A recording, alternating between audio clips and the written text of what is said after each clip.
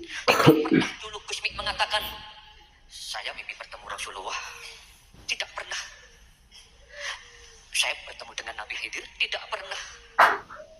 Karena orang yang benar, ini perlu panjenengan perhatikan. Orang yang benar-benar pernah bermimpi bertemu dengan Rasulullah pasti tidak pernah menceritakan pada orang lain. Nih.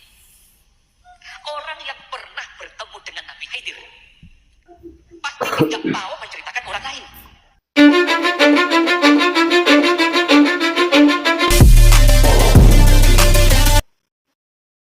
Kita semua sudah mendengarkan cuplikan video bersama Gus Sabut Pranoto Projo. Wah, keren, namanya beliau itu keren. Sabut Pranoto Projo. Beliau adalah putra kedua dari Allahyarham Gus Hamim Jazuli. Dan beliau yang meneruskan rutinan Allahyarham Gusmi, yakni Jantiku Mantap Dzikrul Ghafilin. Beliau Gus Sabut Pranoto Projo di berbagai wilayah. Ini luar biasa. Jadi beliau menceritakan Gusmi itu tidak pernah menceritakan kepada anak cucunya pernah mimpi bertemu Nabi, baik itu Nabi Muhammad SAW maupun Nabi Khidir alaihissalam. Tuh. Jadi tidak pernah keluar-keluar kami mimpi bertemu Nabi, kami mimpi bertemu Nabi Khidir. Oh, tidak pernah. Karena apa? Menurut Gus Sabut Pranoto Projo ya, sebagaimana yang kita saksikan, orang yang mimpi bertemu Nabi Muhammad SAW, Nabi Khidir alaihissalam, tidak akan pernah menceritakan kepada orang lain. Itu pasti itu. Nah, makanya kalau hari ini banyak sekali orang yang di situ itu mengobrol cerita tentang orang yang sering mimpi bertemu Nabi. Bahkan di situ itu tiap hari. Bahkan ada yang dijuluki sebagai orang yang ahli mimpi ketemu Nabi. Wah, bukan hanya mimpi kalau orang sekarang mengakunya itu fil yaqdoti, sebagaimana para Kabib Dobolowi ini. Ya seperti mengarang Simtud Duror kan. Nah, Simtud Duror itu sang pengarang itu didatangi langsung oleh baginda Nabi Muhammad SAW, didikte langsung oleh baginda Nabi Muhammad SAW. Ceritanya begitu. Kami tidak percaya. Karena tujuan mereka mengarang cerita seperti itu sebenarnya punya maksud dan tujuan. Tujuannya untuk mempengaruhi orang sebenarnya itu. Agar apa? Agar orang Nusantara ya, khususnya orang Nusantara yang tadinya memegang sholawat Al-Barzanji itu terkikis terus beralih kepada Simtud Duror. Maksudnya seperti itu. Yang kami tangkap seperti itu, gitu loh. Jadi mereka yang selama ini kowar-kowar mengaku bertemu Nabi, nah, punya maksud dan tujuan untuk menguasai orang-orang, untuk apa? Orang-orang itu percaya bahwa dia itu orang ampuh, gitu loh. Tahun 2025 ada orang yang masih percaya kalau orang itu mimpi bertemu Nabi. Ya dipertanyakan.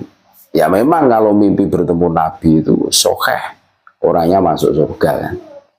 Cuma hari ini pertanyaannya, orang yang mengaku bermimpi itulah yang bermasalah.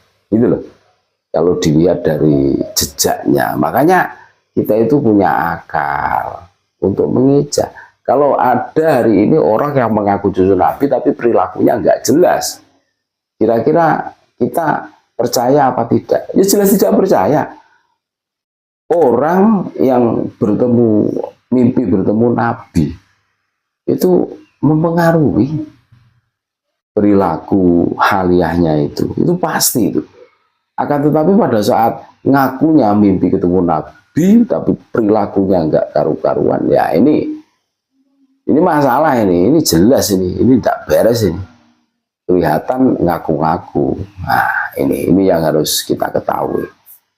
Jadi apa yang disampaikan oleh Gus Sabut di cuplikan video tersebut, ya ini rumus ya.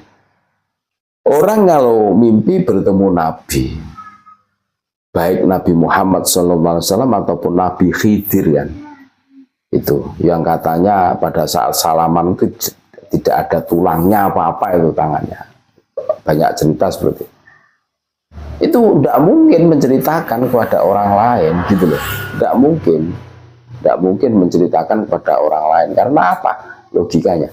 Karena ini bisa menjadi tiket menuju surganya Allah, kan gitu kan. Nah kalau diceritakan istilahnya ya nanti akan basi, kan gitu, akan ngabar gitu lah. Makanya ini sebuah ilmu yang disampaikan oleh Gus Sabut Pranoto Projo, kan, kepada kita semua. Kalau mimpi bertemu Nabi, ya kita simpan rapat-rapat, nggak usah diceritakan. Itu anugerah yang harus betul-betul kita jaga, saudara-saudaraku. Jangan sampai diceritakan, gitu loh. Jangan sampai. Wah, jangan sampai kita itu seperti Bani Dobolo itu loh, para kabut tuh. Dikit-dikit, bukan hanya mimpi lah. Filiakdoti dalam keadaan terjaga bertemu Nabi, ya.